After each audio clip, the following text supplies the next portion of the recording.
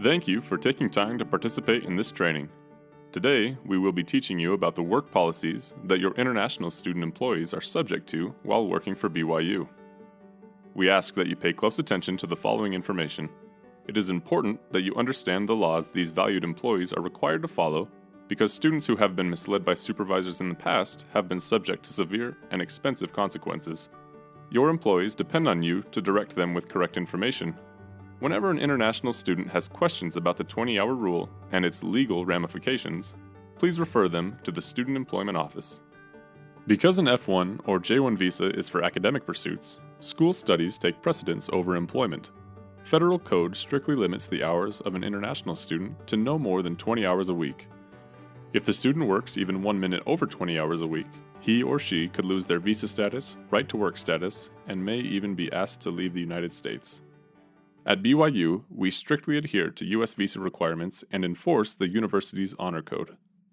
To help show the importance of the 20-hour rule, some students have agreed to share their stories with you. Please listen carefully because it is important that you understand how serious this is. Tell us about your experience working over 20 hours and leaving the United States. What led you to work over 20 hours? Well, it was scary. One, because I had no idea that I'd worked over 20 hours. And two, it meant that I had to leave in the middle of the semester. And I didn't want to have to lose my classes and the credits that I already had. And I play rugby for BYU, and we were in the middle of the season. And I didn't want to just get sent home because of what I did. It was like, I don't know, it was 2 weeks before to finish to start the finals week that I asked my boss if I was able to work over 20 hours. And then my boss told me that yes, because she was confusing or under the impression that I was able to do it. So she told me about this, and then I did 39 hours. How difficult and stressful was the process for you? Very stressful. I was given two options. One, I had to leave the country and get a new I-20, and that cost me money. But not just that, I had to buy my own ticket to go back home, and flights back to Fiji are really expensive. The second option was I had to apply for a petition to the US government, and that took about 5 to 8 months. And even with the petition, I could still remain in school, but I couldn't work until the petition was accepted. And so either option meant me losing a lot of money, and I did not have that much with me. How expensive was it?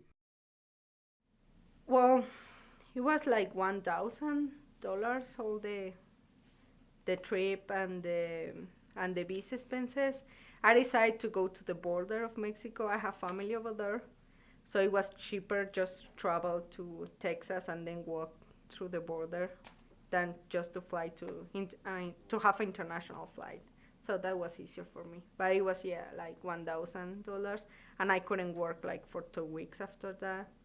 So I lost a lot of money. Yeah. What do you wish you had known then that you know now? Well, I really learned that the rules or the things that I do in my own country, I cannot just do it over here.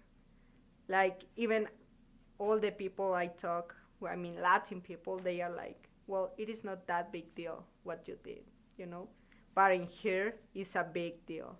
So I learned that I cannot just come here and behave the same as I do in my own country, because the rules are different, the culture is different. What advice do you have for other international students working on campus? Just don't lose that focus that we are here to study and to have a degree, not to work. So normally we think more in having 19.90 hours instead of just, staying in 1930 hours. We lost like $5. It's not that big deal for 30 minutes, But if you get close, that can be really bad. Just trying to do 18, 19 hours.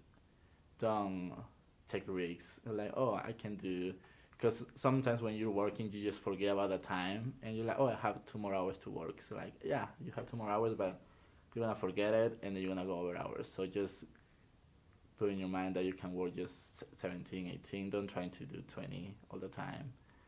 And also, you have questions, just go to the employment center.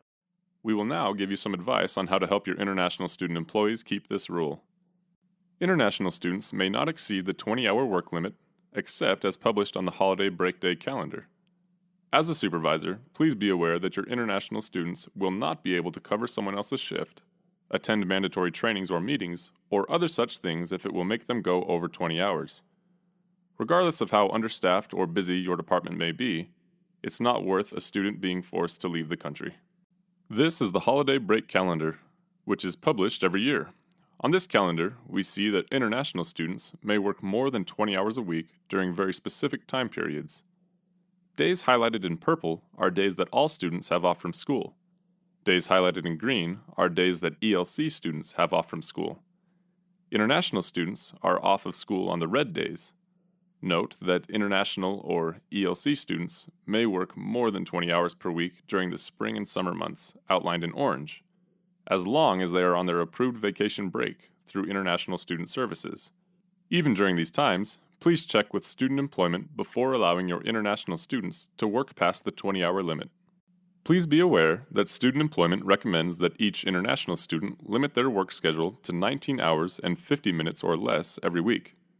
Having a safe zone helps prevent breaking the 20-hour rule. Keep in mind that students can have up to 3 jobs at one time. The combined hours for all these jobs cannot exceed 20. That means your international student employees may only be able to work a fraction of their 20 hours for your department. A CPT, or curricular practical training job, counts as one of these campus jobs. The good news is that any and all violations of the 20-hour rule can be prevented. Help your international students by keeping track of their hours. Mispunches or misunderstandings can cause serious problems. International students should never clock out and continue working or underreport their hours in any way. Hours worked need to be honestly recorded. If you have any questions about work hours or eligibility, contact the Student Employment Office. This is the work week at BYU. It starts at 12 a.m. on Saturday and ends on Friday at 11:59 p.m. This means that the time worked from 12 a.m. Saturday morning to 11:59 p.m. Friday night must be less than 20 hours. It is important that international students clock in only when they are scheduled and working. A common problem is that students will arrive at work early, clock in, and then wait until the start of their scheduled shift to actually begin working. This is both dishonest, and it can cause them to exceed the 20-hour limit. Another common problem is that students will continue working even when they are clocked out in order to underreport their hours. This is illegal and dishonest. They must be clocked in if they continue to work, and they must be sure not to exceed the 20-hour limit. If your employee goes over 20 hours, please have them stop working immediately. If this occurs, you must find out if the student really did work more than 20 hours or if there has been a timesheet error. If you are able to verify that the student didn't work more than 20 hours, but their timesheet incorrectly shows that they did, their Y-Time manager can make the needed corrections. The Student Employment Office will review the correction for approval. The student may not resume working until Student Employment has approved the timesheet correction. Now we'll discuss what steps must be taken if an international student exceeds the 20-hour limit. First, it is crucial that the student stop working immediately. Then, both the student and supervisor will receive an email requesting a detailed explanation of why the student worked beyond the legal limit. These emails, which will go to an appeals committee, are the only opportunity to explain the situation to the committee. Please make sure that both you and the student are thorough in your explanations. The student cannot return to work until they receive a notification from Student Employment that they are okay to resume working. Occasionally, international students will need to renew their visa paperwork. If an international student renews his or her visa, receives a new I-20, or changes his or her legal status, they will need to bring their new documents and paperwork to the Student Employment Office right away. Thank you for your attention. Again, we ask that as questions arise, you refer students to the Student Employment Office. The United States regulations, and even the English language, may be confusing for many students who are far from their home countries and cultures. We thank you for helping us ensure that they can provide for their needs without violating U.S. employment laws.